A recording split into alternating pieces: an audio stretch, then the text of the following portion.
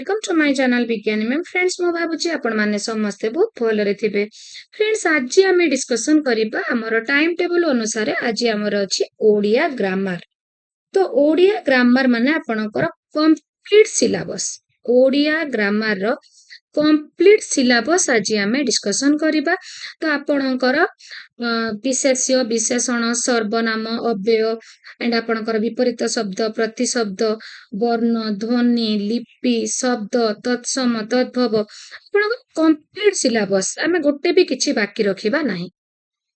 तो फ्रेंड्स आज जो ए 150 एबव एमसीक्यू मु डिस्कशन करिबी कंप्लीट मैराथन क्लास टी आपण मानक पई कमेंट रे ओडिया ग्रामर रो थियोरी एंड एमसीक्यू क्लास पूर्वरु मु जहा करिछि ताकू मु कमेंट रे पिन कर देबी काहेकि फ्रेंड्स ना जदि आपण माने मोर एई कंप्लीट क्लास देखिबा सहित आपण माने मोर प्लेलिस्ट रो जदि थियोरी क्लास गुडी को थरे थरे सुनी की रिवीजन करि दउचंती तो आपणकर ओडिया ग्रामर कंप्लीट हे गला बोली आपण जानिबे आपणकर ओडिया ग्रामर रो सिलेबस टी कंप्लीट हे गला बोली आपण बुझी जिबे। तो आपण जोटी गोटे टाइम टेबल करिथिबे जे मोर ए विषय टी सरिला तो सेठी आपण इजीली ओडिया ग्रामर टी सरिची बोली आपण टिक करि दे पारिबे। तो फ्रेंड्स आपण माने ए 150 एमसीक्यू देखिबा सहित बुझिबा सहित मोर प्लेलिस्ट रु आपण माने ओडिया ग्रामर रो जो थियोरी क्लास गुडी को अछि थरे थरे निश्चय सुनि नियंतु एंड आपण माने सब ट्रिक्स आपणकर जो टिप्स एंड ट्रिक्स अछि एंड रूल्स गुडी को टिके रिकॉल करि नियंतु। तो फ्रेंड्स एठी हमर अछि मनुष्यर मुख निसृत ध्वनि मानकर लिखित रूप को कोन कहंती। तो मनुष्यर जो मुख निसृत ध्वनि जते बेले मु कहली ओ को मनुष्यर मुख निसृत ध्वनि रो लिखित रूप को कोन कहंती। तो प्रथमे आमे देखिबा मनुष्यर मुख निसृत ध्वनि देखंतु जते बेले आपण प्रथमे कहउचंती ओ को चो एटा आपणक मुहरु जो बाहरुची एटा होची आपणकर ध्वनि किंतु ताकू जते बेले आपण लेखि देबे ओ आपण लेखिले ओ आपण कहिले गो लेखिले गो तो जते बेले आपण कहउचंती सेटा होची तार ध्वनि बट जते बेले आपण ताकू लेखि दउचंती ताकू कहा जिवो वर्ण कोन कहा जिवो फ्रेंड्स ताकू कहा जिवो वर्ण। नेक्स्ट देखिबा फ्रेंड्स ध्वनि वर्ण मानकरे रूपायित हेले ताकू कोन कहा जाय ध्वनि जते बेले वर्ण मानकरे रूपायित हबो ताकू आपण सेते बेले कोन कहिबे देखिबा जते बेले ध्वनिटी वर्णरे रूपायित हेउची जते बेले आपण ताकू लिखित रूप दउचंती ताकू आपण लिपि किंबा वर्ण बोली कहिबे कोन कहिबे लिपि नले वर्ण बोली कहिबे। वर्ण ध्वनि मानकर लिखन संकेत होइथिबारु ताकू कोन कहा जाय आपण ध्वनि जते बेले आपण कहिले ओ जते बेले लेखि देले ओ ता हे गला आपणकर वर्ण। तो ए वर्णटी ध्वनि मानकर गोटे लिखनर संकेत कि नाही एटा गोटे संकेत तो आकु आमे कहिबा लिपि कोन कहिबा लिपि बोली कहिबा। वर्तमान ओडिया वर्णमाला रे केतोटी वर्ण अछि वेरी वेरी इंपोर्टेंट क्वेश्चन।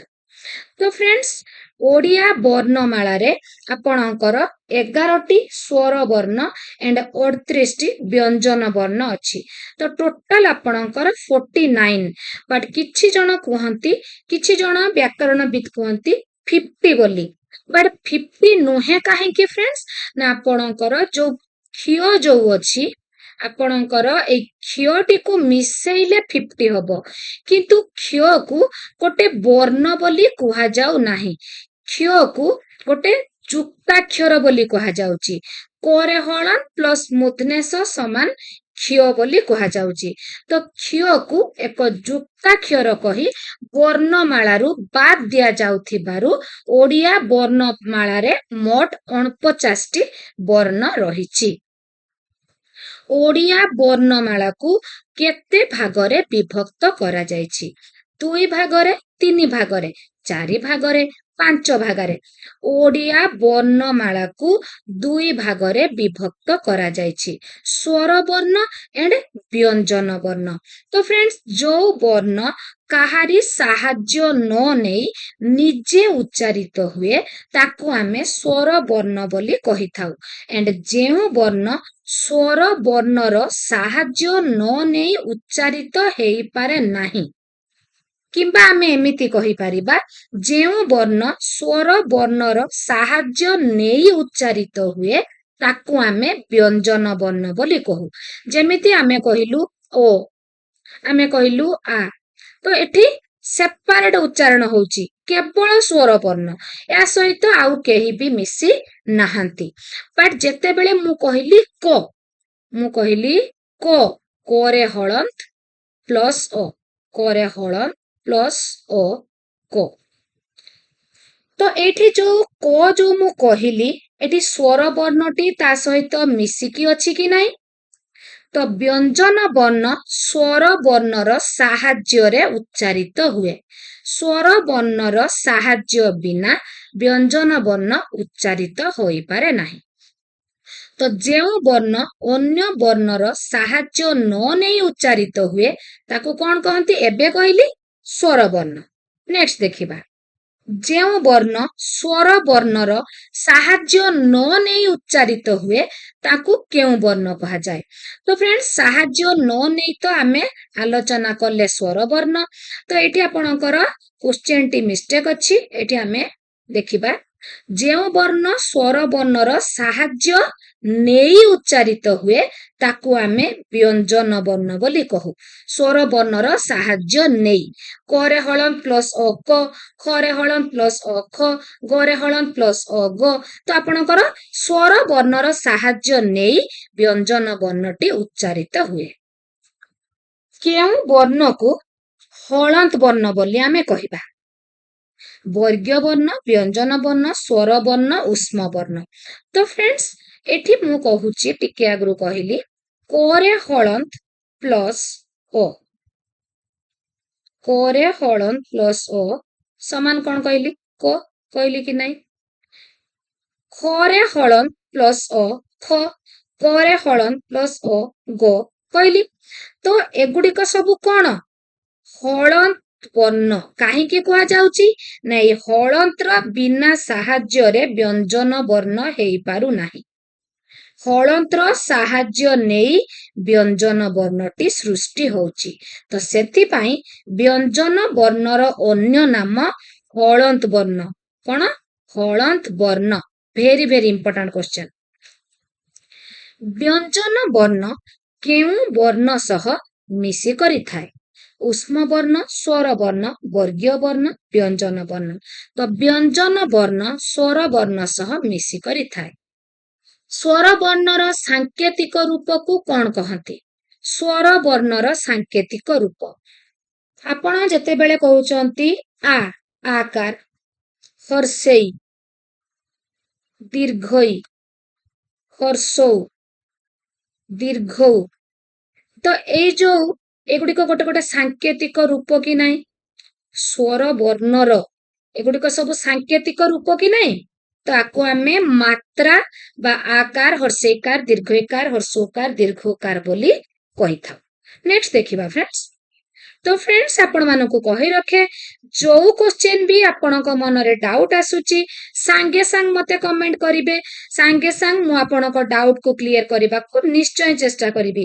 ଆପଣଙ୍କ ମନରେ କିଛି ବି ଡାଉଟ୍ ରଖିବେନି, ଯେହେତୁ ଏକ୍ଜାମ ଆଉ ମାତ୍ର ଅଳ୍ପ ଦିନ ରହିଲା। एंड भिडियोटी भल लगुले लाइक शेयर कमेंट करने को तो आदौ भी भूलिबे नहीं। चैनल नुआ थिले जल्दी जल्दी सब्सक्राइब करिनेबे। तो केतेक व्यंजन वर्ण अन्य व्यंजन वर्ण सह मिसी जेउ संकेत बा चिन्ह रे परिणत हुंती ताकू कोन कहंती? आपणकर व्यंजन वर्ण अन्य व्यंजन वर्ण सह मिसी गोटे संकेत बा गोटे चिन्ह रे परिणत हुए ताकू आमे फला बोली कहिबा। व्यंजन वर्ण सह व्यंजन वर्ण मिसिले ताकू आमे कोन कहिबा? व्यंजन वर्ण सह आउ गोटे व्यंजन वर्ण मिसिबो तो ताकू आमे जुक्त व्यंजन बोली कहिबा। कोन कहिबा? जुक्त ବ୍ୟଞ୍ଜନ। ନେକ୍ସଟ ଦେଖିବା फ्रेंड्स, ବର୍ଗ କେତେ ପ୍ରକାର? ଆପଣଙ୍କର 6 ପ୍ରକାର, 8 ପ୍ରକାର, 5 ପ୍ରକାର, 10 ପ୍ରକାର। ତ ଆପଣଙ୍କର ବର୍ଗ ହଉଛି 5 ପ୍ରକାର, ଯୋଉଟା ଆପଣଙ୍କର କଚଟ ତପ, କ ବର୍ଗ, ଚ ବର୍ଗ, ଟ ବର୍ଗ, ତ ବର୍ଗ, ପ ବର୍ଗ। କଚଟ ତପ, କ ଖ ଗ ଘ ଙ କ ବର୍ଗରେ, ଚ ଛ ଜ ବର୍ଗେ ଜ ଝ, ଏଟା ହଉଛି ଆପଣଙ୍କର ଚ ବର୍ଗରେ, କଚ ଟ। ତାପରେ ନ୍ୟ ପରେ ଆସିଲା ଟ, ଟ ଠ ଡ ଢ, ଏଗୁଡିକ ସବୁ ଆପଣଙ୍କର କଚଟ ତପ 5ଟି ବର୍ଗରେ ଭାଗ କରାଯାଇଛି। ତ फ्रेंड्स, थियोरी क्लास रे ମୁଁ ଭିଭିଡଲି डिस्कशन କରିଛି, ତ ଆପଣ ମାନେ ନିଶ୍ଚୟ ଯାଇକି थियोरी क्लास ଟି ଦେଖିବେ। ଯଦି ଆପଣ ମାନେ ପ୍ଲେ ଲିଷ୍ଟ ଖୋଜିକି ପାଉନାହାନ୍ତି, କମେଣ୍ଟ ରେ ପିନ୍ କଲା ପରେ ମଧ୍ୟ ପାଉନାହାନ୍ତି, ତାହେଲେ ଆପଣ ମତେ କମେଣ୍ଟ କରିବେ ଓଡ଼ିଆ ଗ୍ରାମାର ପ୍ଲେ ଲିଷ୍ଟ, ମୁଁ ଆପଣଙ୍କୁ ଲିଙ୍କ ଦେଇଦେବି। ପ୍ରତ୍ୟେକ ବର୍ଗର ପଞ୍ଚମ ବର୍ଣ୍ଣକୁ ସେହି ବର୍ଣ୍ଣମାନଙ୍କ ସହିତ ସଂଯୋଗରେ ସୃଷ୍ଟ ଅକ୍ଷରକୁ କଣ କୁହନ୍ତି? ତ ଆପଣଙ୍କର ପଞ୍ଚମ ବର୍ଣ୍ଣକୁ ସେହି ବର୍ଗର ଅନ୍ୟ ବର୍ଗ, ଆମେ କ ବର୍ଗଟି ଦେଖିବା। କଚଟ ତପର ପ୍ରଥମେ ହଉଛି କ ବର୍ଗ, କ ଖ ଏଣ୍ଡ ଆପଣଙ୍କର ଗ ଘ ଙ, ଏଟା ହଉଛି ଆପଣଙ୍କର କ ବର୍ଗ। ଏଣ୍ଡ ଆପଣଙ୍କର ଚ ଛ ବର୍ଗେ ଜ ଝ ନ୍ୟ, এটা হচ্ছে ଆପଣଙ୍କର କଣ? ଚ ବର୍ଗ। ତ କ ବର୍ଗ ଓ ଚ ବର୍ଗ ଦୁଇଟି ମୁଁ ଉଦାହରଣକୁ ନେଲି। ଦେଖିବା ତାର ପଞ୍ଚମ ବର୍ଣ୍ଣ ଏଠି କ ବର୍ଗର ଙ, ତ କ ବର୍ଗର ଙ ସେହି ବର୍ଗର ଅନ୍ୟ ବର୍ଣ୍ଣ ମାନଙ୍କ ସହିତ ମିଶିବ। ଙ ଆଉ କ ମିଶିଲା, କଣ ହେଲା? ଙ କ ମିଶିଲେ ୱେଙ୍କ, ଙ ଖ ମିଶିଲା ୱେଙ୍କ। ତ ଏଇଗୁଡିକ ସବୁ ଯୋଉ ପଞ୍ଚମ ବର୍ଣ୍ଣ ଏଗୁଡିକ ସହିତ ମିଶୁଛି, ନ୍ୟ ଚ ମିଶିଲା ନ୍ୟଞ୍ଚ, ନ୍ୟ ଛ ମିଶିଲା ନ୍ୟଞ୍ଚ, ଏଗୁଡିକ ସବୁ କଣ କହନ୍ତି? ଏଇ ଯୋଉ ନୂଆ ସୃଷ୍ଟି ହଉଛି ତାକୁ ଅନୁନାସିକ ଯୁକ୍ତାକ୍ଷର ବୋଲି କୁହନ୍ତି। ସ୍ୱର ବର୍ଣ୍ଣ ଓ ବ୍ୟଞ୍ଜନ ବର୍ଣ୍ଣର ମଧ୍ୟବର୍ତ୍ତୀ ବର୍ଣ୍ଣକୁ କଣ କୁହନ୍ତି? ସ୍ୱର ବର୍ଣ୍ଣ ଓ ବ୍ୟଞ୍ଜନ ବର୍ଣ୍ଣର ମଧ୍ୟବର୍ତ୍ତୀ ବର୍ଣ୍ଣକୁ ଅନ୍ତସ୍ଥ ବର୍ଣ୍ଣ ବୋଲି କୁହନ୍ତି। फ्रेंड्स, ମୋର ଲିପି ବର୍ଣ୍ଣ ଧ୍ୱନି ଉପରେ ଗୋଟେ ସେପାରେଟ ଥିଓରି କ୍ଲାସ ଅଛି, ତାକୁ ନିଶ୍ଚୟ ଦେଖନ୍ତୁ। ତାଲବେଶ, ମୁଧନେଶ, ଦନ୍ତେଶ, ହ, ଏଇ 4ଟି ବର୍ଣ୍ଣକୁ କେଉଁ ବର୍ଣ୍ଣ କୁହନ୍ତି? ଯେତେବେଳେ ଆପଣ ତାଲବେଶ, ମୁଧନେଶ, ଦନ୍ତେଶ, ହ ପାଟିରେ ଉଚ୍ଚାରଣ କରୁଛନ୍ତି, ସେତେବେଳେ ଆପଣଙ୍କର ମୁଖରୁ ଉଷ୍ମତା ଆସୁଛି, ସେଥିପାଇଁ ଏହାକୁ ଉଷ୍ମ ବର୍ଣ୍ଣ ବୋଲି କୁହନ୍ତି। କଣ କୁହନ୍ତି? ଉଷ୍ମ ବର୍ଣ୍ଣ। ଅନୁସା, ବିସର୍ଗ, ଚନ୍ଦ୍ରବିନ୍ଦୁ, ଏହି 3ଟି ବର୍ଣ୍ଣକୁ କେଉଁ ବର୍ଣ୍ଣ କୁହନ୍ତି? ୟାକୁ ଅଯୋଗବାହ ବୋଲି କୁହନ୍ତି। କେଉଁ ଶାସ୍ତ୍ର ଭାଷାକୁ ଶୃଙ୍ଖଳିତ କରିଥାଏ? ଭାଷା ଗୋଟେ ଆପଣଙ୍କର ଲିଖିତ ଭାଷା ଅଛି, ତ ଆପଣଙ୍କର ଯୋଉ କଥିତ ଭାଷା ଅଞ୍ଚଳ ଅନୁସାରେ ସେପାରେଟ ହେଇଥାଏ। ଏଇ ଆମ ଓଡ଼ିଶାରେ ବି ଗୋଟିଏ ଗୋଟିଏ ଏରିଆ, ଗୋଟିଏ ଗୋଟିଏ ଅଞ୍ଚଳକୁ ନେଇ କଥିତ ଭାଷା ସମ୍ପୂର୍ଣ୍ଣ ସେପାରେଟ ହେଇଥାଏ, ଭିନ୍ନ ହେଇଥାଏ। ବଟ୍ ଯେତେବେଳେ ବ୍ୟାକରଣକୁ ଆମେ ୟୁଜ କରୁ, ସେତେବେଳେ ସମସ୍ତଙ୍କର ଭାଷା ଶୃଙ୍ଖଳିତ ହେଇଥାଏ। ତ ବ୍ୟାକରଣଟି ଆପଣଙ୍କର ଭାଷାକୁ ଶୃଙ୍ଖଳିତ କରେ। ଅର୍ଥବୋଧକ ଏକ ବା ଏକାଧିକ ବର୍ଣ୍ଣକୁ କଣ କୁହନ୍ତି? ଅର୍ଥବୋଧକ ତା ମାନେ ନୁହଁ ମୁଁ କହିଦେବି ଜକ, ଜ ଓ କ, ଦୁଇଟି ବର୍ଣ୍ଣ ହେଲା, ଏକାଧିକ ବର୍ଣ୍ଣ ହେଲା, ଏଠି କିଛି ଅର୍ଥ ପ୍ରକାଶ ପାଉଛି କି? ପାଉନି। ଏଠି କହିଛି ଅର୍ଥବୋଧକ। ତ ମୁଁ ଯେତେବେଳେ କହିବି ଆପଣଙ୍କୁ ଘର, ତ ଏଟା ଅର୍ଥବୋଧ ହେଲା ଏଣ୍ଡ ଏକ ବା ଏକାଧିକ ବର୍ଣ୍ଣ ମଧ୍ୟ ହେଲା, ତ ତାକୁ କଣ କୁହନ୍ତି? ଶବ୍ଦ ବୋଲି କୁହନ୍ତି। ଓଡ଼ିଆ ଭାଷାରେ କେତେ ପ୍ରକାରର ଶବ୍ଦ ଅଛି? ଓଡ଼ିଆ ଭାଷାରେ କେତେ ପ୍ରକାରର ଶବ୍ଦ ଦେଖାଯାଏ? ଓଡ଼ିଆ ଭାଷାରେ କେତେ ପ୍ରକାରର ଶବ୍ଦ ଦେଖାଯାଏ? 4 ପ୍ରକାରର। ତତ୍ସମ, ତଦ୍ଭବ, ଦେଶଜ, ବୈଦେଶିକ। ତ ଫ୍ରେଣ୍ଡସ୍ ମତେ ଜଣେ ଫ୍ରେଣ୍ଡସ୍ କ୍ୱେଶ୍ଚନ କରିଥିଲେ ଯେ ତତ୍ସମ ଓ ତଦ୍ଭବ ଆମେ ଡିଫରେନ୍ସ କେମିତି ଜାଣିବୁ? କୋଉଟା ତତ୍ସମ ଶବ୍ଦ ଆଣ୍ଡ କୋଉଟା ତଦ୍ଭବ ଶବ୍ଦ ଡିଫରେନ୍ସ କେମିତି ଜାଣିବୁ ବୋଲି ଜଣେ ଫ୍ରେଣ୍ଡସ୍ କ୍ୱେଶ୍ଚନ କରିଥିଲେ। ତ ଫ୍ରେଣ୍ଡସ୍ ଆଜି ମୁଁ କହୁଛି ଦେଖନ୍ତୁ, ତତ୍ସମ ହଉଛି ଆପଣଙ୍କର କଣ ନା ଅବିକଳ ସଂସ୍କୃତ ଶବ୍ଦ। ତତ୍ସମ ତାହା ସହିତ ସମ ବା ସମାନ, କାହା ସହିତ? ସଂସ୍କୃତ ସହିତ ସମାନ ଥିବା ଶବ୍ଦଟି ତତ୍ସମ। ଅବିକଳ ସଂସ୍କୃତ ଶବ୍ଦଟି ଓଡ଼ିଆ ଭାଷାରେ ବ୍ୟବହୃତ ହେଲେ ତାକୁ ଆମେ ତତ୍ସମ ଶବ୍ଦ ବୋଲି କହୁଛୁ। ତଦ୍ଭବ କାହାକୁ କହିବା? ସଂସ୍କୃତର ରୂପଟି ବଦଳିକି ତଦ୍ଭବ, ତା ଠାରୁ ଉଦ୍ଭବ। କାହାଠାରୁ ଉଦ୍ଭବ? ସଂସ୍କୃତ ଠାରୁ ଯୋଉଟା ଉଦ୍ଭବ ହେଇଛି ତାହା ହେଉଛି ତଦ୍ଭବ।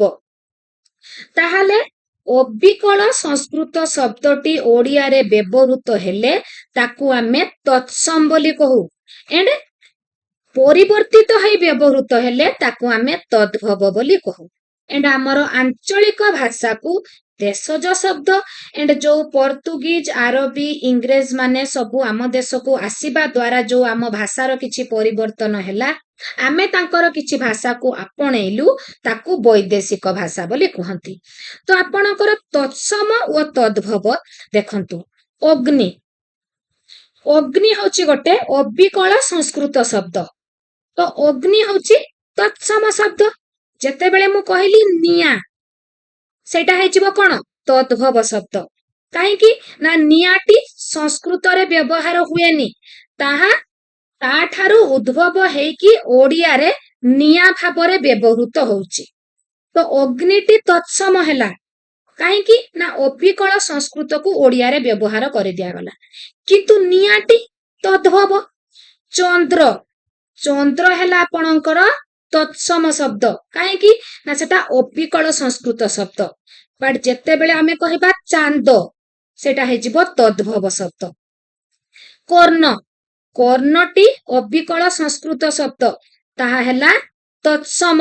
ବଟ୍ ଯେତେବେଳେ ମୁଁ କହିବି କାନ, କାନଟି ତଦ୍ଭବ। ହସ୍ତ, ହସ୍ତ ହେଉଛି ସଂସ୍କୃତ ଶବ୍ଦ, ତତ୍ସମ। ବଟ୍ ଯେତେବେଳେ ମୁଁ କହିବି ହାତ, ତାହା ହେଇଯିବ ତଦ୍ଭବ। ତ ଏବେ ମୁଁ ଭାବୁଛି ତତ୍ସମ ଆଉ ତଦ୍ଭବ ବୁଝିବାରେ ଆପଣଙ୍କର କିଛି ଅସୁବିଧା ନଥିବ। ତ ଫ୍ରେଣ୍ଡସ୍ ଏବେ ଦେଖିବା କେତେ ପ୍ରକାର ଶବ୍ଦ ତେବେ ରହିଲା? 4 ପ୍ରକାର।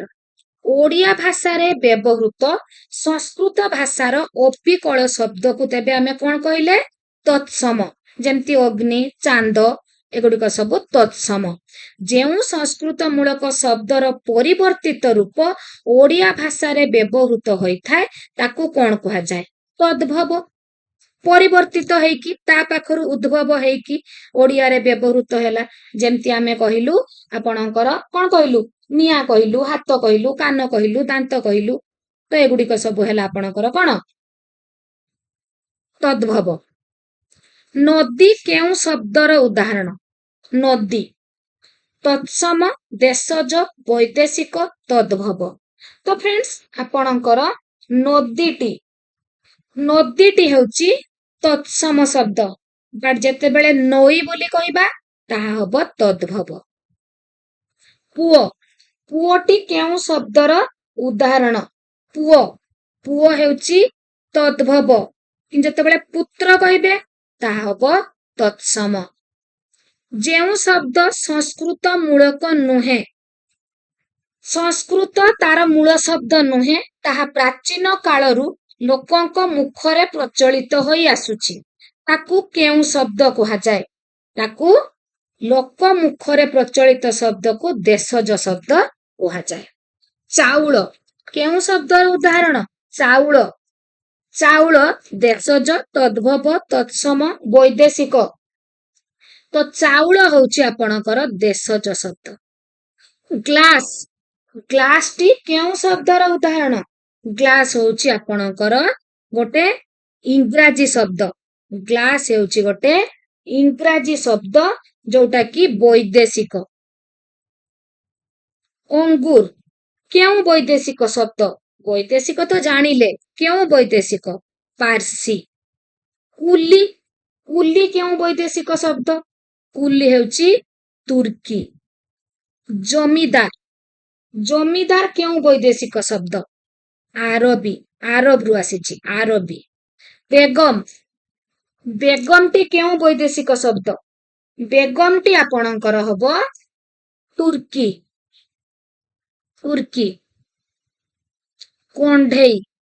କଣ୍ଢେଇଟି କେଉଁ ଶବ୍ଦ? କଣ୍ଢେଇ ହଉଛି ଆମର ଦେଶଜ ଶବ୍ଦ। ମୂଳ ଶବ୍ଦକୁ କଣ କହନ୍ତି? କ୍ରିୟା, ପ୍ରାତିପଦିକ, ଶବ୍ଦ, ଧ୍ୱନି। ଯୋଉଟା ଆପଣଙ୍କର ମୂଳ ଶବ୍ଦ ତାକୁ ପ୍ରାତିପଦିକ ବୋଲି କୁହନ୍ତି। ଶବ୍ଦ ଗୁଡିକ ବାକ୍ୟରେ ବ୍ୟବହୃତ ହେଲେ ତାକୁ କଣ କହିବେ? ଶବ୍ଦଟି ଯେତେବେଳେ ବାକ୍ୟରେ ବ୍ୟବହୃତ ହବ। ରାମ ବିଦ୍ୟାଳୟରୁ ଫେରୁଛି। ରାମ ଗୋଟେ ଶବ୍ଦ, ବିଦ୍ୟାଳୟ ଗୋଟେ ଶବ୍ଦ, ଫେରୁଛି ଗୋଟେ ଶବ୍ଦ। ଯେତେବେଳେ ମୁଁ ତାକୁ ଯୋଡିକି ସେଣ୍ଟେନ୍ସ କରିଦେଲି ଏଣ୍ଡ ବିଦ୍ୟାଳୟରେ ବିଭକ୍ତି ଲଗେଇକି ବିଦ୍ୟାଳୟରୁ କରିଦେଲି, ତ ସେତେବେଳେ ସେଇ ଶବ୍ଦ ଗୁଡିକ ବାକ୍ୟରେ ବ୍ୟବହୃତ ହେଲେ ତାକୁ ଆମେ ପଦ ବୋଲି କହିବା। କଣ କହିବା? ପଦ। ତ ରାମ ଗୋଟେ ଶବ୍ଦ, ବିଦ୍ୟାଳୟ ଗୋଟେ ଶବ୍ଦ, ଫେରୁଛି ଗୋଟେ ଶବ୍ଦ। ଯେତେବେଳେ ମୁଁ କହିଲି ରାମ ବିଦ୍ୟାଳୟରୁ ଫେରୁଛି, ସେଗୁଡିକ ସବୁ ହେଇଗଲା ଗୋଟେ ଗୋଟେ ପଦ। କ୍ରିୟାପଦର ମୂଳ ପ୍ରକୃତିକୁ କଣ କହନ୍ତି? କ୍ରିୟାପଦର ମୂଳ ପିଣ୍ଡ ବା ମୂଳ ପ୍ରକୃତିକୁ ଧାତୁ ବୋଲି କୁହନ୍ତି। ପଢୁଛି, ପଟ ଧାତୁ। ହସୁଛି, ହସ୍ ଧାତୁ। ତ ଏଇ ଯୋଉ କ୍ରିୟା କାମ ଗୁଡିକ ହଉଛି ତାର ମୂଳ ହଉଛି ଗୋଟେ ଧାତୁ। ପ୍ରାତିପଦିକ ବା ଯୋଉ ମୂଳ ଶବ୍ଦ ଓ ଧାତୁର ପରେ ଯେଉଁ ଅଂଶ ବ୍ୟବହୃତ ହୋଇ ପଦ ଗଠନ କରେ ତାକୁ କଣ କହନ୍ତି? ଫ୍ରେଣ୍ଡସ୍, ଯୋଉମାନେ ଆଜି ଚ୍ୟାନେଲରେ ନୂଆ ଅଛନ୍ତି ସେମାନଙ୍କ ପାଇଁ କହି ରଖେ, ଉପସର୍ଗ, ପ୍ରତ୍ୟୟ, କୃଦନ୍ତ, ତଦ୍ଧିତ ଉପରେ ମୋର ସେପାରେଟ ଥିଓରି କ୍ଲାସ ଅଛି। ପରୀକ୍ଷା ପୂର୍ବରୁ ତ ଥରେ ନିଶ୍ଚୟ ଦେଖିବେ। ଯଦି ଦେଖିବାକୁ ଚାହୁଁଥିବେ ମତେ କୃଦନ୍ତର ଲିଙ୍କ ବୋଲି କମେଣ୍ଟ କଲେ ମୁଁ ଆପଣଙ୍କୁ ଲିଙ୍କ ଦେଇଦେବି। ତ ଆପଣଙ୍କର ପ୍ରାତିପଦିକ ବା ଶବ୍ଦ ଓ ଧାତୁ ପରେ ଯେଉଁ ଅଂଶ ବ୍ୟବହୃତ ହୋଇ ପଦ ଗଠନ କରେ ତାକୁ ଆମେ କଣ କହିବା? ତାକୁ ପ୍ରତ୍ୟୟ ବୋଲି କହିବା। ବ୍ୟବହାର ଦୃଷ୍ଟିରୁ ପଦ କେତେ ପ୍ରକାରର? ବିଶେଷ୍ୟ, ବିଶେଷଣ, ସର୍ବନାମ, ଅବ୍ୟୟ, କ୍ରିୟା। 5 ପ୍ରକାରର। ଯେଉଁ ପଦ କୌଣସି ବ୍ୟକ୍ତି, ବସ୍ତୁ, ଗୁଣ ଓ ଜାତିକୁ ବୁଝାଏ ତାକୁ କେଉଁ ପଦ କୁହନ୍ତି? ତ ଫ୍ରେଣ୍ଡସ୍, କୌଣସି ଗୋଟେ ବ୍ୟକ୍ତିକି ବୁଝଉଥିବ, ବସ୍ତୁ, ଗୁଣ ବା ଜାତିକି ବୁଝଉଥିବ ତାକୁ ଇଂଲିଶରେ ନାଉନ୍, ଓଡ଼ିଆରେ ବିଶେଷ୍ୟ ବୋଲି କହନ୍ତି। କଣ କହନ୍ତି? ବିଶେଷ୍ୟ। ବିଶେଷ୍ୟ କେତେ ପ୍ରକାରର? ବିଶେଷ୍ୟ ଆପଣଙ୍କର 5 ପ୍ରକାରର। ବ୍ୟକ୍ତିବାଚକ, ଜାତିବାଚକ, ବସ୍ତୁବାଚକ। ତ ଫ୍ରେଣ୍ଡସ୍, ବସ୍ତୁବାଚକ, ଗୁଣବାଚକ, କ୍ରିୟାବାଚକ ଏଗୁଡିକ ସବୁ ହଉଛି ଆପଣଙ୍କର ବିଶେଷ୍ୟ। ତ ଆପଣଙ୍କର ରାମଚନ୍ଦ୍ର କେଉଁ ବିଶେଷ୍ୟର ଉଦାହରଣ? ରାମଚନ୍ଦ୍ର କହିଲେ ଜଣେ ପର୍ଟିକୁଲାର ବ୍ୟକ୍ତିଙ୍କୁ ବୁଝଉଛି କି ନାହିଁ? କିନ୍ତୁ ଯେତେବେଳେ ମୁଁ କହିବି ବାଳକ, ତ ସେଠି କମ୍ପ୍ଲିଟ ବାଳକ ଜାତିକୁ ବୁଝଉଛି। ଯେତେବେଳେ ମୁଁ କହିବି ଲତା, ଲତା ଗୋଟେ ପର୍ଟିକୁଲାର ଗୋଟେ ଝିଅକୁ ବୁଝଉଛି, ତ ସେଇଟା ହବ ବ୍ୟକ୍ତିବାଚକ। କିନ୍ତୁ ଯେତେବେଳେ ମୁଁ କହିବି ବାଳିକା, ସେଟା କମ୍ପ୍ଲିଟ ବାଳିକା ଜାତିକୁ ବୁଝେଇଲା, ଗୋଟେ କ୍ଲାସକୁ, ଗୋଟେ ସମୂହ, ଗୋଟେ ଗୋଷ୍ଠୀକୁ ବୁଝେଇଲା, ତାକୁ ଆମେ କହିବା ଜାତିବାଚକ। ତ ରାମଚନ୍ଦ୍ର ଏଠି ହଉଛନ୍ତି ବ୍ୟକ୍ତିବାଚକ। ତ ଯେଉଁ ବିଶେଷ୍ୟ ପଦ ଏକାଧିକ ବ୍ୟକ୍ତିବାଚକ ବିଶେଷ୍ୟର ସାଧାରଣ ନାମକୁ ବୁଝାଏ, ଏକାଧିକ ବ୍ୟକ୍ତିବାଚକ ବିଶେଷ୍ୟର ସାଧାରଣ ନାମ ବା ଗୋଟିଏ ଗୋଷ୍ଠୀ ବା ଗୋଟିଏ ସମୂହକୁ ବୁଝଉଛି। ଯେତେବେଳେ ମୁଁ କହିଲି ହାତୀ, ତ ସେଟା କମ୍ପ୍ଲିଟ ହାତୀ ଜାତିକୁ ବୁଝେଇଲା, ତାହା ହବ ଜାତିବାଚକ। ଯେତେବେଳେ ମୁଁ କହିବି ଐରାବତ ହାତୀ, ତ ସେଟା ପର୍ଟିକୁଲାର ଇନ୍ଦ୍ରଙ୍କର ହାତୀକୁ ଆଇଡେଣ୍ଟିଫାଇ କଲା, तो सेठी हबो व्यक्तिवाचक। तो जेतेबेले मु कहली डॉक्टर राम, तो डॉक्टर राम को मु आइडेंटिफाई कली व्यक्तिवाचक हबो। जेतेबेले मु कहबी डाक्तर माने रोगी सेवा करती, तो एठी कंप्लीट डाक्तर जाति को बुझाइला। तो जो विशेष्य पद एकाधिक व्यक्तिवाचक विशेष्यर साधारण नाम को बुझाए ताकू जातिवाचक बोली कहते। जोटा आपणकर इंग्लिश रे कॉमन नाउन। पर्वत केउ विशेष्यर उदाहरण, जेतेबेले मु कहबी हिमालय, हिमालय पर्वत, कांचनजंगा, तो एगुड़िक आपणकर कौन हो व्यक्तिवाचक। कि जेतेबेले मु खाली पर्वत कहली तो कंप्लीट पर्वत जाति को बुझेला, ताहा हबो जातिवाचक। कौनसी वस्तुर नाम को बुझाउथिबा विशेष्य पद को केउ विशेष्य पद कहती। कौनसी वस्तुर नाम को बुझाउची ताकू आमे वस्तुवाचक कहिबा। एडी फ्रेंड्स कहि रखे जो माने नुआ अछंती, मोर आगुरु थियोरी क्लास की एमसीक्यू क्लास देखि नांती ग्रामर रो, वस्तुवाचक को दुई भाग रे भाग करा हैछि, वस्तुवाचक, जातिवाचक। जो वस्तु को खंड खंड करी टिक टिक करी काटी देला परे से तार नाम को हरेई दिए, तार नाम को हरेई दिए, ताकू आमे जातिवाचक विशेष्य कहू। जेमिति गोटिए चेयर, चेयर को खंड खंड करी काटी दबा परे ताकू आपण आ चेयर कहिबे कि, ताहा हबो वस्तुर जातिवाचक विशेष्य। सुना हारटी खंड खंड करी काटी दबा परे आपण ताकू सुनाहार कहिबे कि, तो ताहा हबो जातिवाचक विशेष्य। किंतु आपण जेतेबेले गोटे काठ खंड कि गोटे काच खंड कि खंडे कागज को खंड खंड करी काटी देला परे भी आपण से टुकुरा कागज को भी आपण कागज कहिबे, खंडीए काठ को भी आपण काठ कहिबे, छोट काच को भी आपण काच बोली कहिबे। तो ताकू कोन कहंती, ताकू कहंती वस्तुवाचक विशेष्य। तो फ्रेंड्स वस्तुवाचक को भी केमिति दुई भाग रे भाग करा गला बुझिले फ्रेंड्स। काठ कंढेईटी जातिवाचक विशेष्य हबो, काहे कि ताकू खंड खंड करी काटी देला आ केई ताकू कंढेई कहिबेनी। चेयर टेबुल सबु हबो जातिवाचक विशेष्य, ताकू खंड खंड करी काटी देले ताकू आ केई चेयर बा टेबुल बोली कहिबेनी। बट काच कि काठ कि कागज कि माटी कि सुना कि रूपा ताकू आपण खंड खंड करी काटिले भी से माने तांको निजर नाम को हरांती नाही, सेति पई ताकू वस्तुवाचक विशेष्य कहा जाय। जेउ विशेष्य पद कौनसी एक निर्दिष्ट गुण बा अवस्था को अवस्थार नाम को बुझाउथबो, गुण बा अवस्थार नाम ताकू गुणवाचक विशेष्य कहते। बेले बेले क्वेश्चन आसे जेउ विशेष्य को आपण छुई पारिबेनी कि ताकू देखि पारिबेनी ताकू केउ विशेष्य कहते, सेठारे मध्य आंसर हबो गुणवाचक। साधुता धैर्य सौंदर्य केउ विशेष्य पदर उदाहरण। साधुता धैर्य सौंदर्य एगुड़िक सब गोटे गोटे गुण।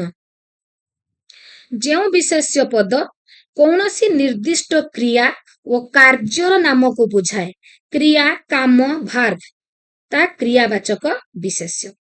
शेक्सपियर को यूरोप रो कालिदास कहती। तो एटी जो कालिदास को अंडरलाइन करा जायछि एहा केउ विशेष्य आपण। तो शेक्सपियर को यूरोप रो कालिदास कहती। तो आपणकर कालिदास नाटा देखिकी आपण भाबुथबे हुएत व्यक्तिवाचक हबो, किंतु आपणकर एठी शेक्सपियर हबो व्यक्तिवाचक किंतु कालिदास हबो जातिवाचक। काहे कि ना शेक्सपियर को यूरोप रे कालिदास कहती। तो आपणकर जेमिति अछि कावेरी को दक्षिण भारतर गंगा कहती। तो आपणकर एठी शेक्सपियर को कहा सहित तुलना करा जायछि, कालिदास सहित। शेक्सपियर को यूरोप रो कालिदास बोली कहती। तो कालिदास सहित तुलना करा जायछि, जहा सहित तुलना करा जायछि सेति पई एठी हे जिवो जातिवाचक। कावेरी को दक्षिण भारतर गंगा कहती। कावेरी को दक्षिण भारत रे गंगा कहा जायछि। तो कावेरी को गंगा सहित तुलना करा जायछि, तो एठी गंगा हे जिवो जातिवाचक। पिलाटीर पढ़ा सरी नाही रेखांकित पदटी की प्रकार विशेष्य। पढ़ा एटा होछि गोटे क्रिया। नेक्स्ट देखिबा फ्रेंड्स, जेउ पद विशेष्यर गुण अवस्था परिमाण और संख्या को बुझाए ताकू विशेषण कहती, एडजेक्टिव। विशेषण पद विशेष्य पदर पूर्वरु व्यवहृत हेले ताकू की प्रकार विशेषण बोली कहती। एटा बहुत इंपोर्टेंट अछि फ्रेंड्स, प्राय एग्जाम रे आसे। तो आपणकर विशेषण पद विशेष्य पदर पूर्वरु व्यवहृत हेले, जदि मु कहली सुना मुदी, मुदीटी विशेष्य, सुनाटी होची विशेषण, तो विशेषण पदटा विशेष्य पदर पूर्वरु व्यवहृत हेछि, तो ताकू कुहाजिबो आपणकर विशेष्यर विशेषण। जदि मु कहिबी मुदीटी सुनारे तियारी, प्रथमे रहिबो विशेष्य तापरे विशेषण रहिबो, तो सेठी हेजिबो विधेय विशेषण। तो विशेषण पदटी विशेष्य पदर परे व्यवहृत हेले, जेमिति मुदीटी सुना, घरटी भंगा, एमिति कहिले हबो विधेय विशेषण। जेउ विशेषण पद विशेष्य पदर अवस्था को बुझाए ताकू अवस्थावाचक विशेषण कहती। ददरा ना, भंगा देउल, तो एगुड़िक सबू नार अवस्था, देउलर अवस्था को बुझाउची, ताकू अवस्थावाचक विशेषण कहती। बुढ़ा लोकटी शीतरे थरुची, तो लोकटीर अवस्था एठी कोन? बुढ़ा, तो एठी हबो अवस्थावाचक विशेषण। ददरा नाटी भांगी गला, तो नाटीर अवस्था कोन? ददरा, तो एठी हबो अवस्थावाचक विशेषण। पिला माने 6टी धाड़ी रे बसिछंती, तो एठी फ्रेंड्स टिके बुझेई दिए आपणकर जो इंग्लिश रे एडजेक्टिव अपलोड करिथिली ताठो एठी टिके डिफरेंट अछि ओडिया रे। तो इंग्लिश रे पूरणवाचक माने फर्स्ट सेकंड एंड आपणकर 1 2 3 4 1 2 3 4 सबु को नंबर एडजेक्टिव रे गणा जाउची, बट ओडिया रे 1 2 3 4 5 6 7 8 एगुडिक सबु संख्यावाचक विशेषण, बट प्रथम द्वितीय तृतीय चतुर्थ पंचम अष्टम एकविंश आपणकर विंश एगुडिक सबु पूरणवाचक विशेषण। बुझी पाले फ्रेंड्स? तो एठी 6 अछि माने संख्यावाचक हबो, षष्ठ थिले पूरणवाचक हेथांता। मु अष्टम श्रेणी रे पढ़े, अष्टम अछि पूरणवाचक विशेषण। आपणकर आंजुलाए, बस्ताए, बुतुले, मेंचाए एगुडिक हेले हबो परिमाण वाचक विशेषण, परिमाण को सूचौछि। जेउ विशेषण पद क्रियापद को विशेषित करे, क्रिया को विशेषित करे, आपणकर दीपटी मिंजी मिंजी जळुछि, जळुछि होछि क्रियापद, जळुछि को विशेषित करूछि किए? मिंजी मिंजी, तो एटा हबो क्रिया विशेषण। दीपटी मिंजी मिंजी जळुछि, रेखांकित पदटी की प्रकार विशेषण? मिंजी मिंजी होछि क्रिया विशेषण। कोन हबो? क्रिया विशेषण। क्रियारु जात विशेषण पद को की प्रकार विशेषण कहा जाए? जेउ विशेषणटी क्रियारु जात ताकू क्रियाज विशेषण कहती। उड़ंता, फेरंता, जलंता एगुडिक सबु क्रियाज विशेषण। जेउ पद विशेष्य परिवर्ते व्यवहृत हुए ताकू केउ पद कहती। राम गोटिए भल पिला, राम बहुत भल पाठ पढ़े। मु जो 2 थर राम राम कहिली, एठी 2 थर विशेष्यटी व्यवहृत हैला। मु कहबी राम गोटिए भल पिला, से भल पाठ पढ़े, एठी राम बदल रे मु से व्यवहार कली, तो विशेष्य परिवर्ते जहा व्यवहार हैला ता हैला सर्वनाम। कोन हैला? सर्वनाम, जोटा आपणकर इंग्लिश रे प्रोनाउन। आमे माने आज कटक जिबु, आमे माने, मु आंबे आंबे माने पुरुषवाचक, प्रथम पुरुष मु आंबे आंबे माने, द्वितीय पुरुष हबो तू तुम्भे तुम्भे माने, तृतीय पुरुष से सेमाने ओ जेतिकी नेम सब अछि सेगुडिक तृतीय पुरुष। पिलाटी कोन कहूची? कोन केउ प्रकार सर्वनाम? प्रश्नवाचक सर्वनाम। क्वेश्चन अछि, मु जहा देखिली ताहा कहिली, जहा ताहा आपणकर आपेक्षिक सर्वनाम। इए किसे आर्य भूमि, इए जो इए देइछि एठी ताहा केउ सर्वनाम हबो? निर्देशात्मक। राम ओ हरि 2 भाई, उभय भल पढ़ंती। राम ओ हरि 2 भाई उभय भल पढ़ंती, तो एठी उभय जो कहिछि एटा आपणकर कोन हबो? निर्णायक। एकाधिक अर्थ को बुझाउथिबा शब्द को केउ शब्द कहा जाए? ଏକାଧିକ ଅର୍ଥ ବୁଝଉଥିବ ପ୍ରତିଶବ୍ଦ। ବୃହତ୍ ଭାନୁ ଶବ୍ଦର ଅର୍ଥ କଣ? ଅଗ୍ନି। ରାଗ ରଖିବା, ଅକସ ରଖିବା, ଅଣ୍ଟା ଭିଡିବା, ଗୋଡ କଚାଡିବା, ଆଖି ଦେଖେଇବା।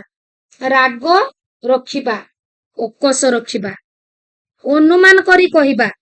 ମୁଁ କହିଥିଲି କମ୍ପ୍ଲିଟ ଆମେ ଓଡିଆ ଗ୍ରାମାର ପଢିବା, ତ ଏଠି ରୂଢି ମଧ୍ୟ ଆସିବ।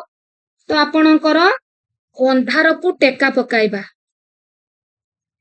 କୌଶଳରେ ଠକିବା, ଆଖିରେ ଧୂଳି ଦବା, ସାମାନ୍ୟ ଦୃଷ୍ଟି ନ ଦେବା, ସାମାନ୍ୟ ଦୃଷ୍ଟି ନ ଦେବା, ଆଡ ଆଖିରେ ନ ଚାହିଁବା, ସର୍ବସ୍ୱ ଲୁଟି ନେବା, ସର୍ବସ୍ୱ ଲୁଟି ନେବା, କଳା କନା ବୁଲାଇବା, ବୃଥା ପରିଶ୍ରମ, କୁହୁଡି ପହଁରିବା, କୁହୁଡି ପହଁରିବା, କପାଳ ଫାଟିବା। ରୂଢିଟିର ଅର୍ଥ କଣ? କପାଳ ଫାଟିବା, ସର୍ବନାଶ କରିବା। ଯେତେ ଘୋଡେଇଲେ ବି ଦୋଷ ଧରା ପଡେ, ଯେତେ ଘୋଡେଇଲେ ବି ଦୋଷ ଧରା ପଡେ, ଲୁଚିଛି ନା ଗୋଡ ଦିଟା ଦିଶୁଛି। କେଉଁଟି ସମ୍ୟକ୍ ଶବ୍ଦର ପର୍ଯ୍ୟାୟବାଚୀ ଶବ୍ଦ ନୁହେଁ? ସମ ପର୍ଯ୍ୟାୟବାଚୀ। ସମ୍ୟକ୍ କହିଲେ ବହୁତ ଜଣ ସଂକ୍ଷିପ୍ତ ବୋଲି ଭାବନ୍ତି। ପ୍ରକୃତରେ ସମ୍ୟକ୍ ହଉଛି ବିସ୍ତୃତ, ବିଶଦ, ପ୍ରାଞ୍ଜଳ ଭାବରେ। ବହୁତ ଜଣ ଭାଷଣ ଦିଅନ୍ତି, ମୁଁ ଶୁଣିଛି ଯେ ମୁଁ ୟାଙ୍କ ବିଷୟରେ ସମ୍ୟକ୍ ଭାବରେ କହିବି। ସେ ଭାବନ୍ତି ସମ୍ୟକ୍ ମାନେ ସଂକ୍ଷିପ୍ତ, ବଟ୍ ସମ୍ୟକ୍ ମାନେ ହେଲା ବିସ୍ତୃତ। ତ ଆପଣଙ୍କର ସମ୍ୟକର ପର୍ଯ୍ୟାୟବାଚୀ ବିସ୍ତୃତ, ପ୍ରାଞ୍ଜଳ ଏଣ୍ଡ ବିଶଦ, ବଟ୍ ସମ ପର୍ଯ୍ୟାୟବାଚୀ ଶବ୍ଦ ନୁହେଁ ହଉଛି ସଂକ୍ଷିପ୍ତ। ସନ୍ଥ ବିନୋବାଙ୍କ ଜୀବନୀ ସମସ୍ତେ ପାଠ କରିବା ଉଚିତ। ଏଥିରେ ବିଶେଷଣ ପଦଟି କିଏ? ସନ୍ଥ ବିନୋବାଙ୍କ ଜୀବନୀ ସମସ୍ତେ ପାଠ କରିବା ଉଚିତ। ତ ଆପଣଙ୍କର ଏଠି ସନ୍ଥ ହଉଛି ଆପଣଙ୍କର ଗୋଟେ ଗୁଣ ବା ବିଶେଷଣ ପଦ। ପରି ଉପସର୍ଗଟି କେଉଁ ଅର୍ଥରେ ବ୍ୟବହୃତ ହୁଏ? ପରି ଉପସର୍ଗଟି ବ୍ୟାପ୍ତି, ପରିବ୍ୟାପ୍ତି। ନିମ୍ନୋକ୍ତ ମଧ୍ୟରୁ କେଉଁଟି ପାରାବାର ଶବ୍ଦର ପ୍ରତିଶବ୍ଦ ନୁହେଁ? ଆପଣଙ୍କୁ ପ୍ରତିଶବ୍ଦ ଓ ବିପରୀତ ଶବ୍ଦ ଉପରେ ତ କମ୍ପ୍ଲିଟ କ୍ଲାସ ମୁଁ ଦେଇଛି ଫ୍ରେଣ୍ଡସ୍। ଏଇଟା ଜଣେ ଫ୍ରେଣ୍ଡସ୍ ରିକ୍ୱେଷ୍ଟ କରିଥିଲେ ଏକପଦୀକରଣ ଉପରେ କ୍ଲାସ କରିବା ପାଇଁ। ମୁଁ ଆଉ ଗୋଟେ ଏକପଦୀକରଣ ଉପରେ କ୍ଲାସ ଦେବି ଆପଣଙ୍କୁ। ତ ଏଠି ଆପଣଙ୍କର ପାରାବାର ଶବ୍ଦର ଆପଣଙ୍କର ସାଗର, ସମୁଦ୍ର, ରତ୍ନାକର ସବୁ ହଉଛି ପାରାବାର ଶବ୍ଦର ପ୍ରତିଶବ୍ଦ। ବଟ୍ ଆପଣଙ୍କର ଯୋଉ ସଲିଳ, ସଲିଳଟି ନୁହେଁ। ମିଥ୍ୟା ଶବ୍ଦର ପ୍ରତିଶବ୍ଦ ଋତ। ଯେଉଁ ପଦ ଲିଙ୍ଗ, ବଚନ, କାରକ, ବିଭକ୍ତି ଭେଦରେ ପରିବର୍ତ୍ତିତ ହୁଏ ନାହିଁ, ପରିବର୍ତ୍ତିତ ହୁଏ ନାହିଁ, ତାକୁ ଆମେ କଣ କହିବା? ତାକୁ ଆମେ ଅବ୍ୟୟ ବୋଲି କହିବା। କଣ କହିବା? ଅବ୍ୟୟ ପଦ। ମା, ମାତୃଭୂମି, ମାତୃଭାଷା ପରି ଆଉ କେହି ବଡ ନୁହେଁ। ଏ ଯୋଉ ପରି ଲେଖା ଯାଇଛି, ଏହା କେଉଁ ପ୍ରକାର ଅବ୍ୟୟ? ପଦାନ୍ୱୟ ଅବ୍ୟୟ। ଥିଓରି କ୍ଲାସ ଯୋଉମାନେ ମୋର କରିଥିବେ ଏଣ୍ଡ MCQ କ୍ଲାସ କରିଥିବେ ସେମାନେ ତ ନିଶ୍ଚୟ ବୁଝିପାରୁଥିବେ। ତଥାପି ଫ୍ରେଣ୍ଡସ୍ ମୁଁ ଆଉ ସମସ୍ତଙ୍କୁ ରିକ୍ୱେଷ୍ଟ କରୁଛି, ଯେହେତୁ ଆଜି ଆମର ଓଡିଆ ଗ୍ରାମାର ଡେ ଅଛି ଟାଇମ ଟେବୁଲ ଅନୁସାରେ, ତ ଆପଣ ପ୍ଲେଲିଷ୍ଟରୁ ସବୁ ଓଡିଆ ଗ୍ରାମାରକୁ ଆଉ ଥରେ ରିଭାଇଜ କରିଦିଅନ୍ତୁ। ନିର୍ବାଚନ ଦ୍ୱାରା ପ୍ରତିନିଧି ବଛା ହୁଅନ୍ତି। ଦ୍ୱାରା ବିଭକ୍ତି ସୂଚକ, ରେ ଦ୍ୱାରା ଏଗୁଡିକ ବିଭକ୍ତି। ଥରକୁ ଥର ପଡି ତଳେ, ଥରକୁ ଥର ବିପ୍ସାର୍ଥକ ଅବ୍ୟୟ। ଯେଉଁ ବାଉଁଶକୁ ସେଡେ ପୋଲ, ଯେଡେ ବାଉଁଶ, ଯେଡେ ବାଉଁଶକୁ ସେଡେ ପୋଲ ପରିମାଣ ସୂଚକ।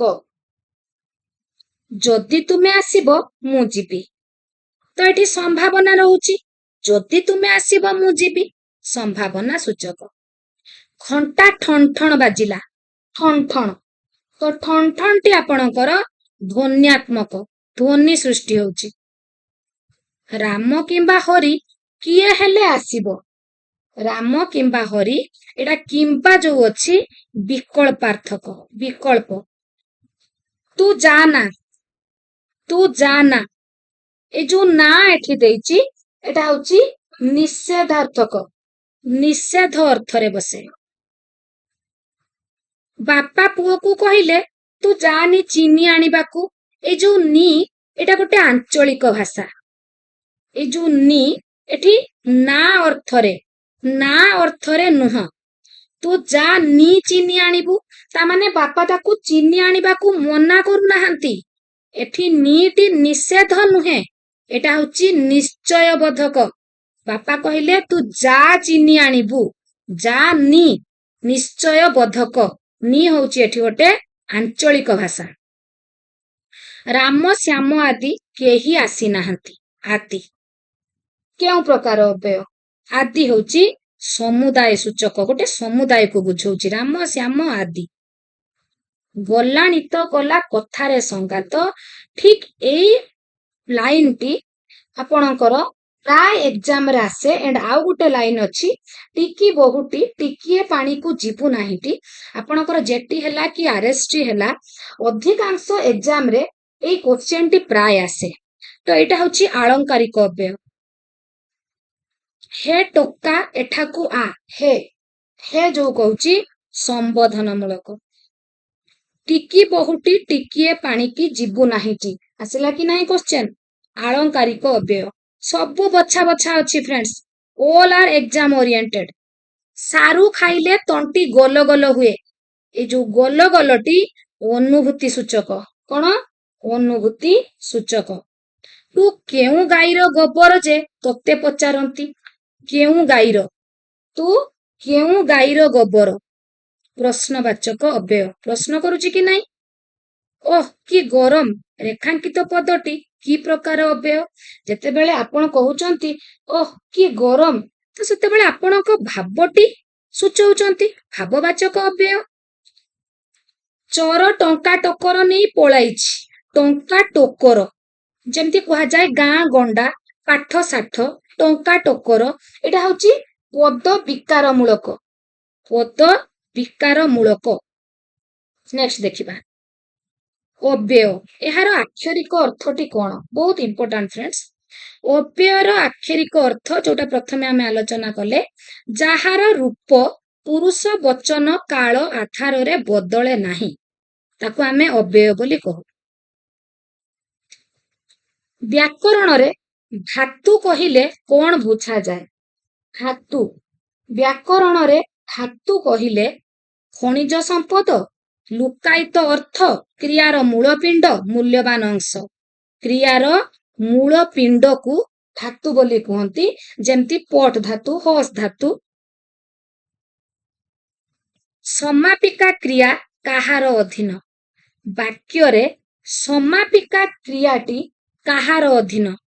କର୍ତ୍ତାର ଅଧୀନ। କେଉଁଟି ସମାପିକା କ୍ରିୟା, କେଉଁଟି ଅସମାପିକା କ୍ରିୟା?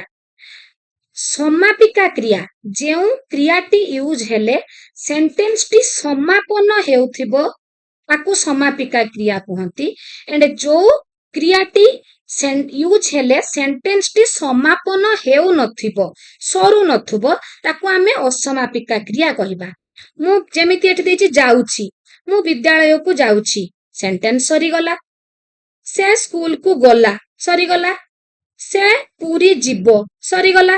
ବଟ୍ ଯେତେବେଳେ ମୁଁ କହିବି ମୁଁ ଯାଉ ଯାଉ, ସେଣ୍ଟେନ୍ସଟି ସରିଲା କି? ମୁଁ କହିବି ମୁଁ ଯାଉ ଯାଉ ହଠାତ୍ ଗୋଟେ ବାଘ ଦେଖିଲି, ତ ଏଇ ଯୋଉ ଯାଉ ଯାଉ, ଖାଲି ମୁଁ କହିବି ମୁଁ ଯାଉ ଯାଉ, ତ ଏଇଟା ହଉଛି ସେଣ୍ଟେନ୍ସଟି ସମାପନ ହଉନି, ଅସମାପିକା କ୍ରିୟା। କେଉଁଟି ସମାପିକା କ୍ରିୟାର ରୂପ? ସମାପିକା କ୍ରିୟାର ରୂପ ଆସି, ଆସନ୍ତେ, ଆସୁ ଆସୁ, ଏଗୁଡିକ ସବୁ ୟୁଜ ହେଲେ ସେଣ୍ଟେନ୍ସଟି ସରିବନି, ଆହୁରି ସାରିବା ପାଇଁ ବାକି ରହିଯିବ। ବଟ୍ ଆସିଲା, ଏଇଟା ଆପଣଙ୍କର ସମାପିକା କ୍ରିୟାର ରୂପ। ଯେଉଁ କ୍ରିୟାର କର୍ମ ଥାଏ ତାକୁ କି କ୍ରିୟା କୁହନ୍ତି?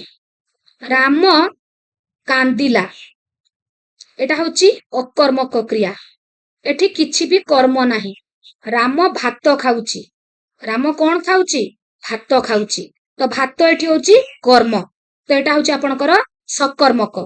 कर्म सहित हेले सकर्मक, कर्म नथिले अकर्मक। तो जो क्रियार कर्म थाए ताकू सकर्मक क्रिया कहती। सकर्मक कर्म सहित, अकर्मक कर्म सहित नुहे। केउटी अकर्मक क्रिया? अकर्मक। कांदिला, हरि कांदिला, सीता कांदिला।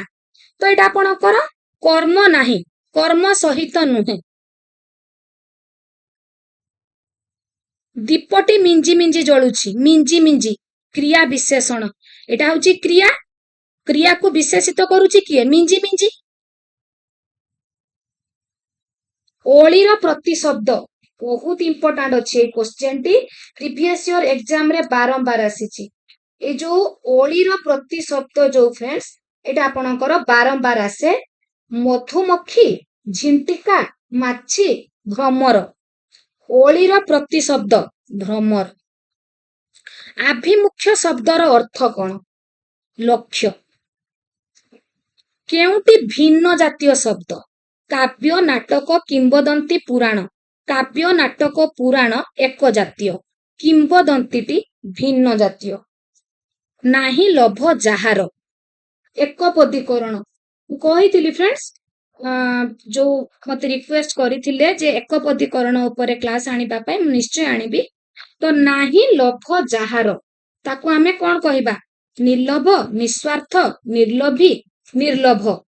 कोन कहा जिवो? ताकू कहा जिवो निर्लोभ, निर्लोभ। नेक्स्ट देखिबा। सकल ऋतु करसार, शस्य संपद मंचपुर। तो ये जो मंचपुर शब्दर अर्थटी कौन? मर्त्यपुर। केउटी पर्वतर प्रतिशब्द नुहे? नुहे टाइप रो क्वेश्चन तो सब बेले आसे, सब बेले क्वेश्चन को लास्ट पर्यंत पढ़िबे। मोहिधर, भूधर, गिरी पर्वतर प्रतिशब्द, बट मोहिरुह प्रतिशब्द पर्वतर नुहे। जय करिबार इच्छा, जय करिबार इच्छा एक पदरे प्रकाश कर। जानिबार इच्छा होची जिज्ञासा, जानिबार इच्छा। किंतु जय एठे देइछि कोन आपनकू? जय करिबार इच्छा। जय करिबार इच्छा थिले आपनकर हबो जिज्ञासा बा जिज्ञासु। जय करिबार इच्छा होची जिज्ञासु बा आपनकर जिज्ञासा। चेमड़ार विपरीत शब्दटी कौन? चेमड़ा। चेमड़ार विपरीत शब्द होची मस्का। देना ए रिसेंट आसीथिला आपनकर 24 की 25 ओटीटी रे। देनार विपरीत शब्द देना पाउना। तपड़ा, तपड़ा घोड़ा मुहरे बंधा थिबा दानार थली को कहंती। केउटी अनुरुक्तर विपरीत अर्थबोधक शब्द? अनुरक्त, विरक्त। विहंगर प्रतिशब्द नुहे आपणकर भूप, द्विज, खग, खेचर देइछि आपणकर। तो द्विज, खेचर, खग एगुड़िक विहंगर प्रतिशब्द, बट आपणकर भूपटी नुहे, भूपटी नुहे। केउटी पद्म शब्दर प्रतिशब्द नुहे? पद्म शब्दर प्रतिशब्द नुहे। 2025 रे आसीथिला किंतु ऑप्शन गुड़िक अलगा थिला, एठी ऑप्शन अलगा अछि। पद्म शब्दर प्रतिशब्द नुहे कहूची। राजीव, बारिज, पुंडरीक एगुड़िक आपणकर पद्म शब्दर प्रतिशब्द, बट निरद पद्म शब्दर प्रतिशब्द नुहे। संकुचित परिवेश रे बढ़िथिबा व्यक्ति, संकुचित परिवेश रे बढ़िथिबा व्यक्ति को कोन कहंती फ्रेंड्स? आपणकर कूप मंडूक। केउटी सम पर्यायवाचक रूढ़ी नुहे? ओही नकुल संपर्क, नाटर, गोवर्धन, हुंकापिटा एगुड़िक सबु गोटिए पर्याय रे जाउची, जोटा क्रियाहीन रूढ़ी। बट दगा देबा क्रिया युक्त रूढ़ी, तो एटा अलगा। मोहरगरु जाई कांतार रे पड़िबा, मोहरगरु जाई କାନ୍ତାରରେ ପଡ଼ିବା, ଗୋଟିଏ ବିପଦରୁ ଯାଇ ଅନ୍ୟ ବିପଦରେ ପଡ଼ିବା। କେଉଁ ରୂଢ଼ିଟି ଠକ ଅର୍ଥରେ ପ୍ରଚଳିତ? ପୋକ ଧାର୍ମିକ।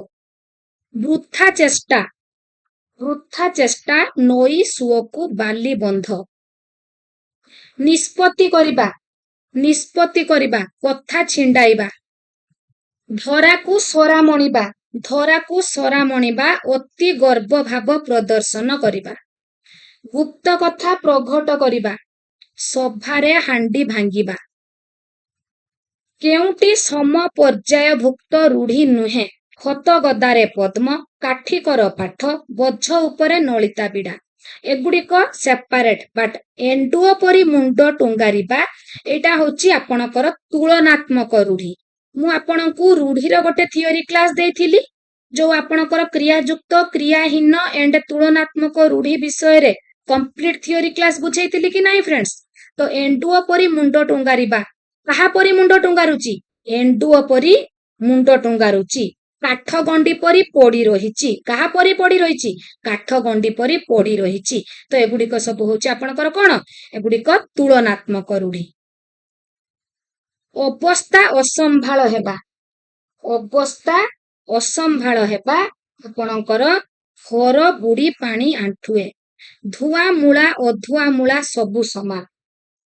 ଧୂଆ ମୂଳା ଅଧୁଆ ମୂଳା, ସମସ୍ତଙ୍କୁ ସମାନ ବିଚାର କରିବା ହେଉଛି ଧୂଆ ମୂଳା ଅଧୁଆ ମୂଳା ସମାନ।